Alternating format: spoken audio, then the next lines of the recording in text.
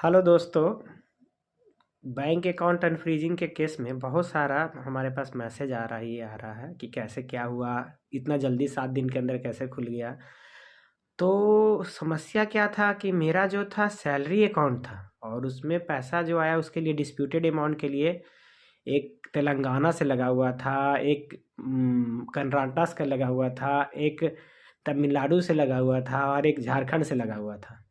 और एक अमाउंट के कारण क्या हुआ, वो एक अकाउंट में तो लगा ही, उसके साथ साथ दूसरा तीसरा सेम सेम कंप्लेंट नंबर जो था, आई मीन एक्नॉलेजमेंट नंबर था, उसी से ही ये 3 अकाउंट में लग गया था सेम के कारण।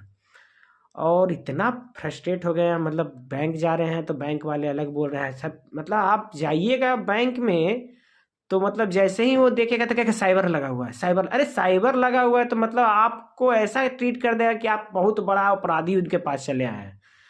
तो मतलब इस टाइप से आपको हो जाए, परेशान हो जाइएगा। और नतीजा क्या होता है, सबसे बड़ा समस्या क्या होता है, पहले तो आपको जाइएगा आइएगा, ठीक है आ जाइए, कल आइए, परसों आइए, मतलब इतना आपको डिस्टर्ब कर दिया जाएगा। फिर उसके बाद लगेगा कि हाँ इतना अमाउंट का लगा हुआ है।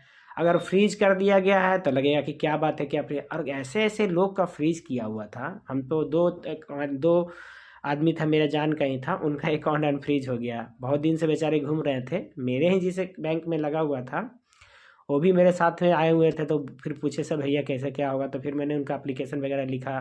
फिर ब्रांच मैनेजर थे तो हम बोले सर वो भी देखिए, तो फिर कैसे कैसे करके उनका भी बहुत मिला जुला के रिप्रेजेंटेशन वगैरह उनको बैंक से ही खोल दिया गया।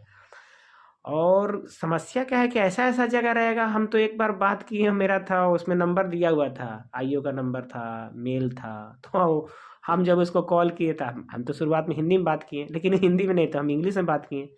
वो बोले कि स्पीकिंग ओनली तमिल। अब तो हम परेशान, तमिल में बात कैसे करेंगे, ये समस्या।